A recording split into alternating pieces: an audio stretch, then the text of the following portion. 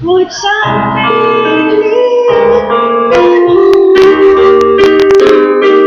sometimes together speak true words of flames will be rising the sky. But times his silence feels against giving us to wonder why. Sometimes we wait simply to fly.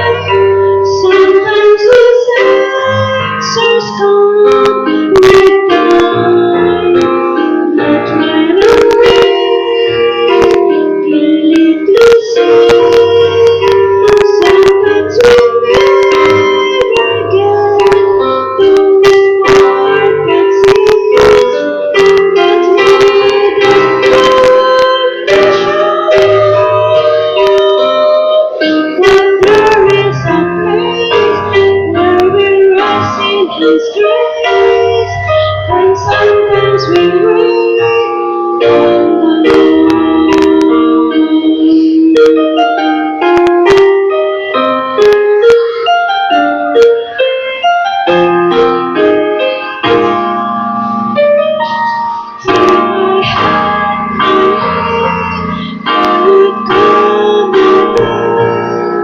with a never-ending dawn.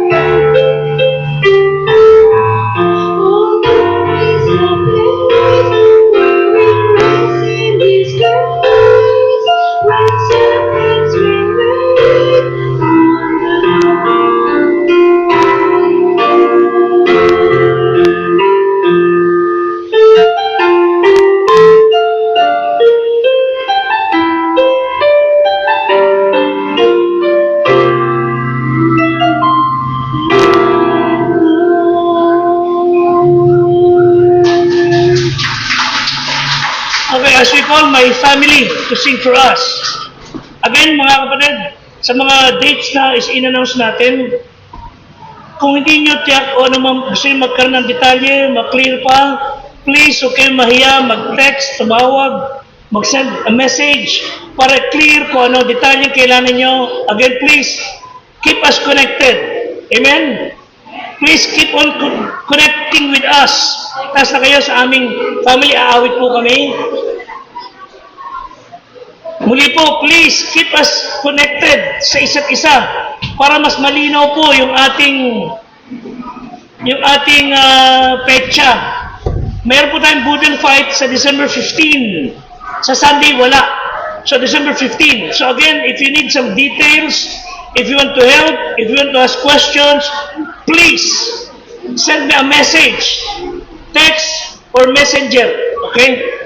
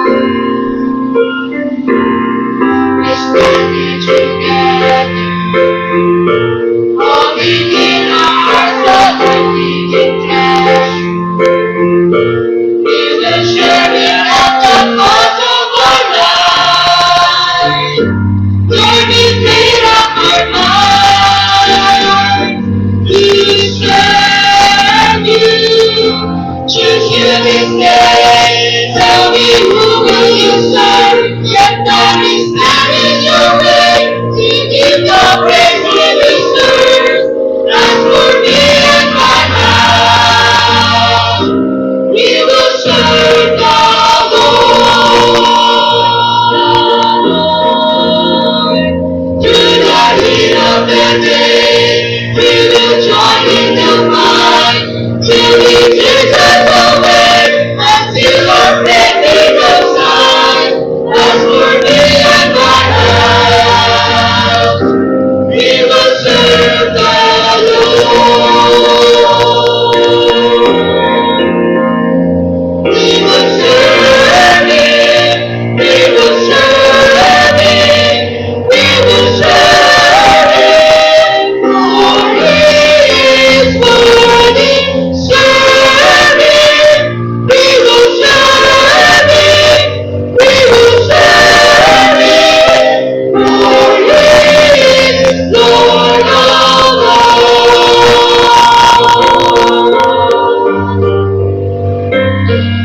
For He is Lord of We will serve Him, for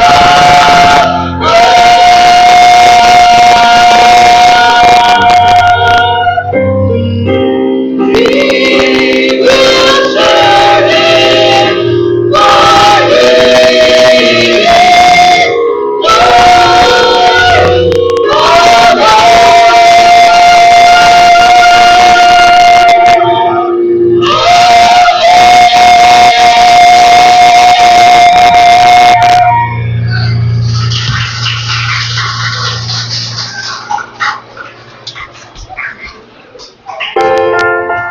Joshua 24:15. We will serve Him. As for me and my house. Tayo natin tumayo. Amen. As for me and my house, we will serve the Lord. Yung ating tahanan, ating pamilya, maglilingkod sa Diyos. Okay, 1 Timothy chapter 2, verse 1. Now listen, church. In a very short while, I will share with you, I will teach you, we will learn how you would pray for your loved ones. Paano natin pamamagitanan ang ating mahal sa buhay para sa Panginoon? How are we going to pray for them? Paano natin sila maaakay? Paano natin sila madadala sa Diyos? Paano tayo magiging effective to be an intercessor, tagapamagitan ng ating pamilya para sa Diyos? Amen? 1 Timothy chapter 2, verse 1. Basahin natin ang sabay-sabay ang talata. Malakas, mga kapatid, begin. Una-una mga sa lahat ng mga bagay ay iniaral ko na manaing, manalangin, mamagitan, magpasalamat na patungkol sa lahat ng mga tao. Hebrews 7:25. Hebrews 7:25. Begin. Dahil dito naman, siya nakapagliligtas ng lubos sa mga nagsisilapit sa Diyos sa pamamagitan niya, palibhasa laging nabubuhay siya upang mamagitan sa kanila. Pagpala ng Panginoon ang kanyang salita, mag-share po tayo. Ang biyaya ng ating Diyos sa masalangit ay sumaatin sa pangalan ni Kristo ang ating Diyos at tagapagligtas. Amen? Let me start with the story. Listen, church. There was an ambulance, dire-diretso sa hospital, ibinaba ang isang batang may emergency, agaw buhay, at binasok agad sa emergency, at medyo na dire ng konti ang pag-check sapagat wala yung doktor na karapat-dapat sa bata. Tawag silang tawag, after a while, nagwawala na yung tatay. Anong ginagawa niyo? Bakit hindi niyo? Yun ang aking anak. Bakit walang masikaso? Sa dila po, tinawag pa namin yung doktor para gabutin yung anak. Bilisan niyo mamamatay ang anak. Pag hindi, sisising ko kayo. Ilang minuto nakalipas, may dumaragdasang sasakyan. Takbo kagad yung lalaki mo na ron. Bihis ang kanyang damit at tinawag na sa pasyente. Dinala sa operating room. Ginawat. Parang napakahabang oras na nangyari. May lumabas ang doktor. Inalis ang mask, inalis ang gloves. Asan po ang tatay? Hinawakan ng kamay at sabi niya, ligtas po yung anak. Salamat sa Diyos. Sabay alis, takbo. Sabi niya, sandali siya. Pasensya po kayo, dyan po muna. Sabi niya, takbo ka agad yung doktor. Nagwawala yung tatay. Ano bang klaseng doktor yan? Ba't bigla nang malis? Tinatanong ko pa, may kasapin pa ako. Meron gusto malaman sa aking anak. Sabi ng doktor, okay na pa anak niyo, huwag kayo magalala. Andiyan mga nurse. Sabay sa kotse, alis ka agad. Sabi ng tatay, walang kwenta itong hospital na to. Alis. Pag nababayan ng pasyente, gamot na naman anak niya. Ligtas na. Sasabi mga nurse na tinawag niya, ano bang klaseng doktor meron kayo? Re-report ko kayo. Pasensya na po kayo, sir. Ligtas na po anak niyo, kami na mag-asikaso. Ba't yung doktor Gasa na umalis? Kinakausap ko pa. Sir, gantuhin talaga eh. Ayos na po anak ninyo, ligtas na po, kami na mag-asikaso. Ba't siya umalis kagad? Kinakausap ko pa siya. Kailangan po siyang umalis kagad. Sir, alam yung bakit? Kasi po, yung doktor, kaya wala kanina, inililibing. Kasi ano ko yung anak niya? At nang dumating ang tawag namin, para iligtas sa anak mo. Iniwanan niya yung paglilibing na anak niya. Nagpunta siya para iligtas sa anak mo. Ngayon, masama pa ba napunta niya ulit para ituloy yung libing ng kanya anak? Sinasama niya anak niya namatay. Ang anak mo ngayon ay buhay. Ba't ito kinuwento? May mga taong nagmamalasakit sa ating mga kaluluwa. May mga taong palagyan natin walang malasakit pero gumana lahat ng paraan. May mga tao na binabaliwala naman ang pamamagitan dahil sa ugali na meron tayo minsan. Nababaliwala natin ang pagpapahalaga nila. Ang naisip na natin yung ating naisip kaagad. Yung una kagad natin tingin, not knowing na sa loob ng kanyang sarili na kalooban, meron sa sariling digmaan.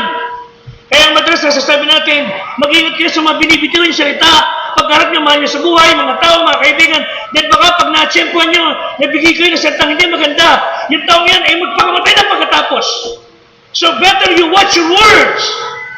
Then may mga taong dumadaan sa pagsubok na baka yung salita mo ang magpapagaan ng kanyang buhay o magpapabigat ng kanyang kalooban. Mga kapatid, learn to intercede for your loved ones. Matutuloy mamagitan para sa ating mahal sa buhay. Hindi tayo magkokos ng division. Mamagitan tayo, pagdugtungin natin sila at ang Diyos. Amen?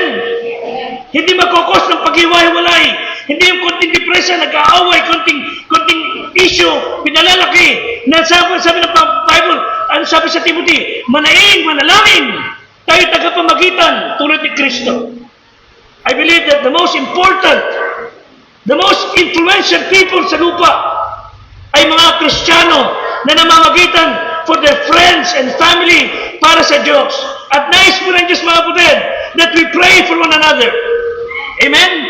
You pray for one another. Pray for your father. Pray for your mother. Pray for your lola. Pray for your siblings. Pray for everyone in the house. Pray for those who are malayo sa inyong piling. Pray! Not fight one another. Magpanalanganan po tayo. And the Bible says you can pray with power and confidence. And po sabi sa 1 John 5:14, kayo mag-pray na may tiwala, na buong tiwala sa Panginoon. 1 John 5:14, hindi po sinabi. Basa. At ito ang ating nasa pagkakatiwala na kung tayo humingi ng anumang bagay ayon sa kanyang kalooban, dinidirig niya tayo. Nabasa nyo? Naniniwala ba kayo na naman ang inyong hingin, anumang bagay, kung ito'y ayon sa kanyang kalooban, God will hear you. What do you want from God? Tiyakin yung gusto nyo ay ayon sa kalooban ng Diyos. At kung ito'y kalooban ng Diyos, God hears your prayer. How can we know na ating panalangin ay ayon sa kanyang kalooban? Ay isa sa paraan para ating panalangin ayon sa kanyang kalooban. Gumamit kayo ng mga prayer sa Bible na kinurin ng mga anak ng Diyos, mga pastor, mga alagad. Gamitin yung mga panalangin nila na sila ay magaya natin ng damdamin, kalooban na may ilapit sa Panginoon. Now let's go to Ephesians chapter 3. You will find how Paul prayed for the people. Nanalangin siya para sa tao, and this is how we should pray. Ang masakit dito mga kapatid, minsan hindi tayo natuto mag-pray bago kumain. Baka hanggang ngayon may mga Kristiyano, pag may pagkain sungkap kagad. Marami ang ganyan sa kulungan ng baboy. Wala ka nakitang nag-pray na baboy bago kumain. Wala kayo nag-pray na aso bago kumain. Sa Facebook meron ganon. Nagpe-pray na aso bago kumain. In fact, may mga aso, ayaw kumain, hindi sila nagpe-pray. Pero wala ko nakitang baboy na nag-pray bago kumain. Ha? Patunay lang na hindi talaga nagpe-pray ang baboy. Isang matandang Kristiyano, ang dumalo sa bahay ng kanyang anak. Yung mga apo niya, patapon ng buhay, masama ugali. At sabi ng tatay, ng matandang lolo, hindi ba bago tayo kumain, mag-pray mo tayo, pray siya. Yung apo na iba, nakaasar, tawang-tawa. Ano ba naman yan? Akala nila natutulog pa. Binabastos nila yung lolo nila. Ano ba kami lolo? Nagpe-pray bago kumain. Dito sa amin, hindi ginagawa yan. Hindi kumi-kumi yung tatay. Sabi ng lolo, hindi nyo ginagawa dito? Oo, hindi rin ginagawa yan ng baboy dito sa kulungan ko ron eh. Mga kapatid, yung panalangin sa pagkain hindi natin magawa. How can we pray for your loved ones? Amen? Pray for your loved ones. Yan po si Ephesians chapter 3. Mula sa talatang 8, si Paul ay nag-offer ng panalangin para sa kanyang mahal sa buhay. And here we can learn the model of his prayer. Ano ang nalalaman ng kanyang panalangin? Una, panalangin para sila palakasin. Pangalawa, panalangin na magkaroon sila ng tamang pananaw. Pangatlo, magkaroon sila ng panalangin niya na ang mga Kristiyano ito ay tumibay. May isa in check. Ganito na naman ito ha. Walang magtatampo in check. Negosyante may in check, di ba? Konting-konting negosyo, kita-kita konti. May sakit siya, naging ano siya. Asan anak ko? Asan anak ko? Wala anak ko dito. Mamaya dating yung kuya. Punta ka ako dito, kuya. Salamat, dalaw mo ko. Asan si ate? Ayan na, ganito na. Salamat, nandito dito. Ate, asan si Bunso? Nandito dito si Bunso. Buti dalaw kayo. Buti salamat, dalaw kayo. Teka muna. Naging ano siya. Teka muna. Tatay. Mamamatay ka na ba? Mamamatay na ako. Teka. Ano nangyayari sa'yo, tatay? Sino? Nandito, kuya, nandito ate, nandito Bunso. Sino ba titindahan natin? Pabira. Nagigaro natin na pinanintindi. Namatay. Gising siya. Langit na ata to, langit na. Lakad-lakad siya. Dalawang kalye, nakita niya, dalawang kalye. Yung kalye isa, sa kanan, konti dumadaan, konti. Yung kalye mapunta sa mainit, madami. Sabi niya, dami tao dito Dito konti, dito dami. Dito sa kanto. Mamaya dapat din sa San Pedro. San Pedro Castillo. Pwede ba request ako sa'yo? Ano request mo? Dito konti dito dami tao. Dito sa langit, dito sa impyerno. Ganun ba? Ano request mo? Pwede ba tayo ako tindahan dito? Hanggang langit, negosyo parang nintindi. Talaga si Pedro talaga. Kaya ko ito nasabi, sapagkat may mga tao, they just try to gain wealth. Kumita. Pagkatas ng kinita, punta sa ospital. Pambayad lang sa doktor. Kung ano yung pinagagawa. What we need is for you to be strengthened. Masama po ba pera? No. Money is not the root of our evil. Hindi po ugat ng lahat ng kasama ng pera. Ano sabi sa 1 Timothy 6:10? Ang ugat po ng kasamaan, yung pag-ibig sa pera. Money is amoral. Pera is not bad. It's either good or bad. Pero ang masama po, yung pag-ibig sa salapi. Hindi sinabi ng Bible na ang salapi ay ugat ng lahat ng Ang sabi ng Bible, ang pag-ibig sa salapi, ang ugat ng lahat ng kasamaan dahil sa pera, nagiging nag-away mag-asawa, nag-away magkapatid, nag-away maglolo, nagpapatay sila dahil sa pera. Why? Because of the love of money. Pag-ibig sa pera, masama pa pera? No! Pag may pera kayo, bigay niyo sa Panginoon, bigay niyo sa magandang bagay, para sa pamilya, God will bless you. Pag pera pa sa kamay ng matinong tao, God will bless us. But, sabi ni Paul, what you need is spiritual wealth. So, lumakas kayo. Spiritual wealth, dahil meron kayong matinding pangangailangan. Di po sinabi, sa verse 8, Kristiyano, tandaan nyo, kayo ay mga milyonaryo, wala lang kayong cash. We are billionaires out of cash. Kung totoo siya, mayaman pa kayo sa mga mayamang tao. Pero wala lang kayong cash na. Pwede i-dispense. Ano meron kayo? Tingnan niyo sabi. Sa Ephesians 3, verse 8. Tingnan kung gano'n kayo kayaman. Basa. Sa akin, na ako ang kabababaan sa lahat ng lalong mababa sa mga banal. Binigay ang biyayang ito upang ipangaral sa mga hintil ang di malirik na kayamanan ni Kristo. I'm preaching to you the unsearchable riches of Christ. Na kayo merong yaman na hindi kayang malirip. Matindi pa sa bilyong-bilyong gold bar na nakatago kung saan lugar. Sinasabi ni Paul, nananalangin ako that God would give you strength and wealth for your need. Sabi niya, God, help them to know kung gaano sila kayaman. Lord, tulungan mo sila mainuwaan ang yaman na meron sila kay Kristo Jesus. Alam mo, ba't may mga anak tayo? O ibang tao siguro? O may mga kabataan na patapon ng buhay? Worldly, kahit mati sa church, nagbibigay ng pera sa church, nag-offering, nagtatites, they even sing to the choir. Bakit may mga kabataan, mga adult, napaparuwa ng buhay, nag-aaral pa rin ang kasiyahan sa labas. Alam niyo bakit? Hindi lang naisipan kung gano'n sila kayaman. Na meron silang yaman na hindi nasisira, yaman na kay Kristo lang makukuha.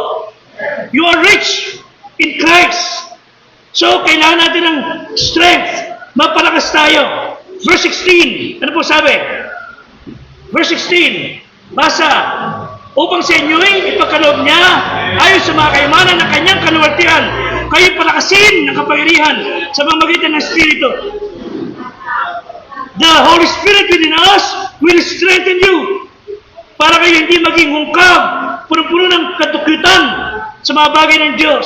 Lord, I pray, sabi ni Paul, strengthen my brethren. Panalangin kong patibayan kayo, tumatag, kahit wala kayong pera, walang panustos, may mga karamdaman, Panginoon, patatagin mo sila, para pagdating sa Sunday, nasa church pa rin sila, may susuliranin, nagpapatuloy sila maglingkod sa iyo. Tumibay kayo. Isang mangangaral sa bus, preach siya, hindi siya nangingi ng pera, mahal ka ng Diyos, magsising kasalanan, siya namatay sa Kalbaryo. Isang babae ron, may kasama anak na may sakit. Pinigil niya lalaki, tumigil ka, naniwala sa Diyos. Huwag ka mangaral, walang Diyos ako kanininig pinaniwalaan. Ayaw ko sa Diyos, tumigil ka. Sabi niya, pasensya na po ma'am, si Kristo po ay tunay na Diyos. Nagmamalasakit sa mahal niya kayo. Hindi ako niniwala, mahal ako ng Diyos. Ang anak ko may karamdaman. Tumigil ka, minumura niya yung mga ngaral. Naman, habang minumura niya, sumagot yung bata. Nanay, tumigil na kayo! Tumigil na kayo, nanay! Tama sinasabi niya. At yung nanay niya, nalaki mata, natahimik siya. Tininig niya kanya anak, tininig niya pastor. Totoo nga ang Diyos! Totoo nga ang Diyos! Siya na may sabi, totoo ang Diyos, sabi niya. Ang anak ko, hindi nagsasalta mo ng ibang anak. Pipi siya! Ngayon nagsasalta na siya. You see? The power of God.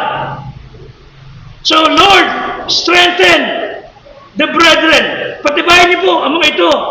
So, tayo mga Kristiyano, itutok niyo isip niyo ang puso, ang damdamin, ang kalooban.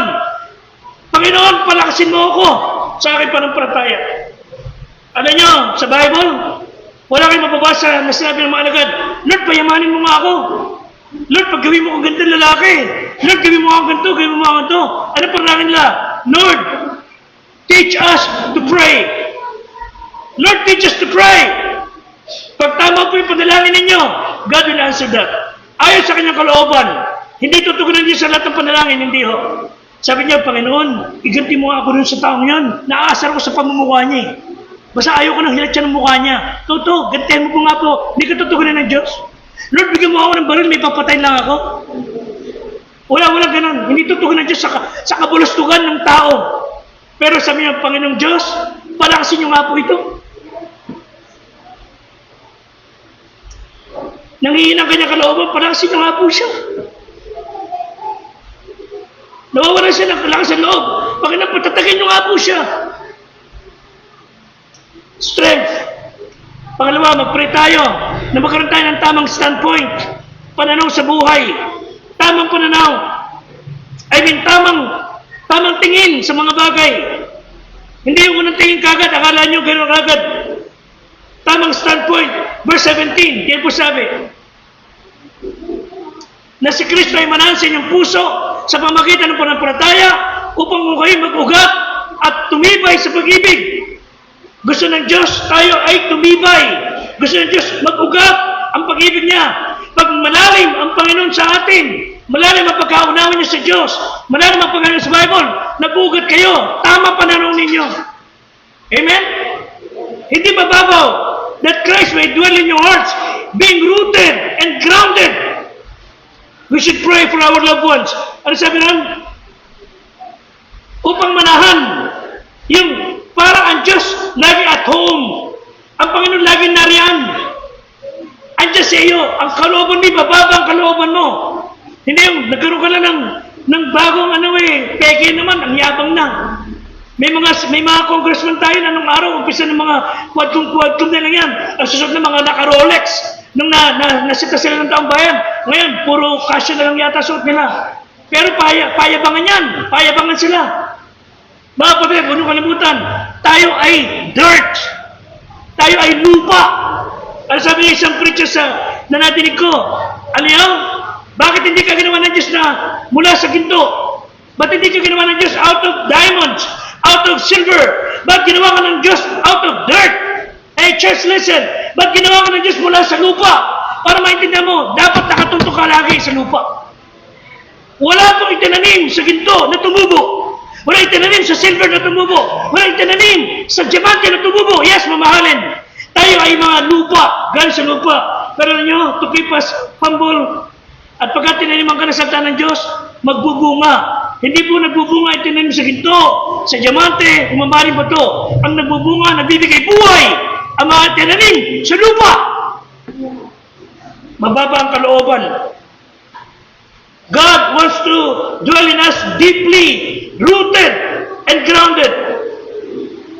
Verse 18. Tamang pananaw. Ano po sabi sa verse 18? Ay lumakas upang matalastas, pati na lahat ng mga banal, kung anong luwang at haba at taas at lalim. Verse 19. Makilala ang pag-ibig ni Kristo. Church, hindi mo kayo paliwanag kung gaano ang eksaktong meaning, kahulugan ng pag-ibig ni Kristo. So vast, so high, sobrang lalim ng pag-ibig niya. Kahit po gamiting panulat ang lahat ng puro sa mundo. Kaya listen, gawing tinta ang lahat ng tubig sa buong mundo. At gawing sulatan ang universe para isulat ang pag-ibig ng Diyos. Nobody could do it. Kulang ang puno, kulang ang tubig, kulang ang kaluwangan to describe the love of God. Sobrang vast. Pero alam nyo, yung pag-ibig niya, ibinuhos sa inyo. Sobrang pagmamahal. Sa krus ng Kalbaryo, nung nakapako siya, bawat pamumuka natin, tinitina niya, nasa isip niya. Bawat isa sa atin, anong galing man meron tayo, He is dying for you and for me. Tapos meron tayo, kung walang ngayon natin ng Diyos, wala natin ng Diyos, hindi ba tayo mag-pray bago kumain? Oh God, help us. Magkanta ng pananaw. Sa babae, nag-aaral na matagal sa malayong lugar, tataka kanyang mga magulang, hindi siya sumusulat ng ilang taon. Nag-aaral sila, paano gagawin? Paano ito ba din isulat? Tatay, nanay, huwag kayo maglala. Okay na po ako. Nakalagay sa sulat. Okay na po ako. Maayos na po ang kalagayan ko after ko ma-operahan sa ulo. Ha? Na-operahan ang anak pala sa ulo, sa bungo. Na-operahan po ako kasi nabiyak ang bungo ko. At ako po ay na-aksidente. At buti na lang po, nabasa ron. At ako ay nagamot ng doktor ko. Yung doktor ko napakainam at binata pa. At kami ay nagkaibigan. Ha? At nagkaibigan kami. Di po kami nakapapano sa inyo. Naligaw po siya. At di po kami nakakasalo eh. Pero nabuntis po ako. Ha? Nabuntis? Tapos, nagsasama kami. Tapos isang araw, away ulit kami. Tapos, iniwan ko siya, nagtatakbo ko. At munti ko ma-aksidente, munti ko mamatay. Buti lang, nabuhay pa ako ngayon. Buti lang, wala na yan sa anak natin. Ay, maalala ko, PS, tatay, nanay. Bagsak po ako sa test Bagsak. May exam kami, bagsak po ako. Di na mahalaga. Di na mahalaga kung ano yung exam na yan. Mahalaga, buhay ka. Tinawagan ng pilit yung telepono. Ano kumusta ka, nanak? Nanay, tatay. Nabasa niyo ba yung huli? Wala kami pakilapan, bagsak ka. Umiyak ka na lang, basta mahalaga, buhay ka. Hindi ka nagagalit? Hindi kami magagalit. Kahit bumagsak ka, okay lang, uwi ka na. Hindi ho. Sigurado, pangako, hindi ko nagagalit. Yung nabasa nyo, prank lang ho yun. Prank lang. Ang hirap kasi magsabi na, nanay, tatay, bagsak ko sa exam Baka ako'y patayin nyo Biro lang po, wala akong aksidente, wala akong asawa, wala. Ngayon nag-aaral pa rin ako. Pero pasensya na ako, nabagsak ko sa test. Okay lang, basta buhay ka. Kung sinabi niya kagad, bagsak ako. Di ba? So, it's just a matter of perspective, pananaw. Okay lang, kahit bagsak ka. Mag-test ka na lang uli. Bigyan ka namin pang tuition. Di ba? God wants you to pray for strength. God wants you to pray na magkaroon tayo ng tamang pananaw. Hindi ko sabihin, lokohin yung magulang nyo, ha? Amen? And finally, and by the way, may mag-asawa, maayos, yung lalaki, sundalo, yung babae, tatrabaho sa office. Masaya sila, honeymoon, etc. Wala sa asawa, wala pa sa anak. Inatid mo yung lalaki sa opisina, araw-araw yung babae, uwi, tapos yung lalaki masok sa kampo. Sa araw, sabi ng lalaki, honey, naasan ako sa malayong lugar. Pag-pray mo ha, na baka ako'y ma-stay na matagal. Sige, pag-pray natin. Nag-report siya, tapos, kumanda mo yung babae, na-aksidente, papunta sa opisina, at nabulag siya. Nang malaman ng lalaki, umuwi siya, at sabi ng babae, ang hirap nito, wala ka, mahirap pagtrabaho. So, hindi, huwag ka magkala, tutulungan kita, gagabayan kita, hanggang sa araw-araw, pumapasok, sasakay sila, yatin na lalaki sa tren, bubaba sa tren, dadayan sila sa elevator, so, then, lipot na naman, then bus, so araw-araw, siguro mga almost 6 months, hanggang sasanay na yung babae, so, kasama yung lalaki, after 6 months, sabi ng lalaki, total, medyo sanay ka na, wala akong choice, kailangan ko na mag-report sa opisina, punta ako sa kampo, kinakabayan yung babae, sabi niya, sige, tutulungan ako ng Diyos na umasok mag-isa kahit ako'y bulag.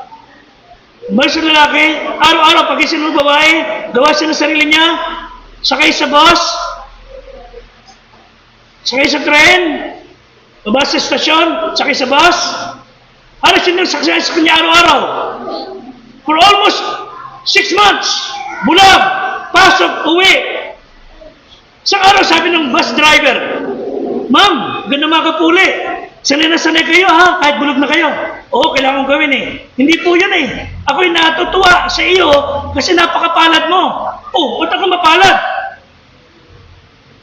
Bulag na ako Hindi po ma'am, napapansin ko lang, in 6 months, napansin ko palagi may lalaki nakatingin sa'yo palagi. Nakasundalo. For 6 months, nakita ko siya. Titignan niya kung paano ko lumalakad. At meron pa rin na inaalala kaya hindi mo napapansin. Nakasundalo siyang suot ng uniforme. Napaya kong bae. Hindi ako pinabayaan na kay asawa. God wants to have a proper standpoint. Pag-pray ninyo, Panginoon, palakasin mo po aking mahal sa buhay. Bigyan mo sila ng tamang pananaw sa buhay. At panguli, bigyan mo sila ng tibay. Bigyan mo tatag. Bigyan naman ng pagsubok. Tira po sa verse 19. At makilala ang pag-ibig ni Kristo na di masayod upang mapuspos tayo ng buong kapuspusan. Mapuspos ang malaman ng pag-ibig niya na di masayod. Dapat tayo ay hindi lang pagpapala pagka meron kang gagawin, kundi bago pa may ginawa, napagpapala mo ng kapwa mo.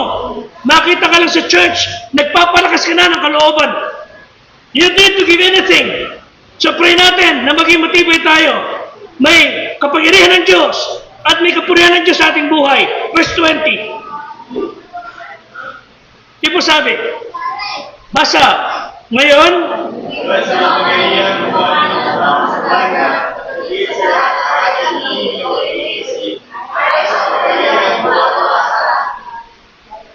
next, ay sumakanya nawa ang kanawatin sa Iglesia at kay Kristo sa buong panahon magpakailan siya nawa. Ano niyo tayo mga Kristiyano? Dapat walang tigil pasasalamat, pagpupuri, and as you pray, hindi tayo mawalan ng suliranin. Lahat tayo may problema. Lahat tayo may mga pasanin. Iba nga sa atin, problema lang iniintindi. Ang iba sa atin, pati problema nyo iniintindi. So, listen. As you pray, glance at your problem, but gaze at the power of God. Sulyap-sulyapan lang yun yung problema. Sulyap-sulyap lang. Pero tuto kayo ng tingin sa kapangyarihan ng Diyos na siyang luldas doon sa problemang sinusulyap-sulyapan nyo. Tulungan tayo ng Panginoong Diyos. Isang sundalong Kristiyano noong araw, ano bubuhay ng matapat, maayos, binubuli, pinagtatawanan ng kanyang mga kasamahan, lalo na kanyang opisyal. Lagi siyang inaasar, nilalait, pinagtatawanan siya, nananalangin, nagbabasa ng Bible. Sa araw, nagkunsyabahan yung mga tao. Tingnan natin, meron katindi pa ng tayo ng sundalong ito. Ay, ako saan nga, tinawag siya ng opisyal. Sir, talagang ako'y naaasar sa pamumuhay mo bilang Kristiyano. Hindi ko maintindihan ba't ganyan ka nagtitiwala sa Kanya na hindi naman tayo tinutulungan. Ngayon, susubukan ko pa ng palataya mo. Nakita mo yung sirang sasakyan na yan? Yung jeep na yan? Kung talagang makapagyan ng Diyos mo, padre mo, sir, di po sila mag-drive. Problema mo na yun. Pag hindi, give it 10. Paandari mo, sir, di nga ako sila mag-drive. That's an order. Pandari mo. Kakamot naman siya ng ulo. Punta siya. Tawanan mga tao. Tawanan. Kung anong likot-likot. After a while, yung jeep na sira at yung driver na hindi marunong mag-drive, umandar yung sasakyan. Umandar. Ilang metro. Lahat sila na mga sila. Pati siya mismo. Sabi niya, sir, paano na niya? Hindi namin alam pa paano nangyari. Sabi niya, parang yung Diyos. Marunong ko na mag-drive. Hindi nga po marunong mag-drive eh. Hindi yan ang milagro. Tingnan mo yung hood. Inangat yung hood. Walang makina. You see? Ewan kung gano'n ko totoo, pero sasabi ko sa inyo, miracle happens when you pray. Kasi may mangyari sa inyo, pray that you will have strength, tamang pananaw, at kayo ay tumibay. Now, you watch this. Dahil sa panalangin, I believe, for a family that is in need, naparunan niyo ito minsan, pero para sa inyo na nagnanais ng kalakasan. Ito po ay eksaktong milagro sa isang pamilyang nagugutom, walang pagkain. You watch this. The year was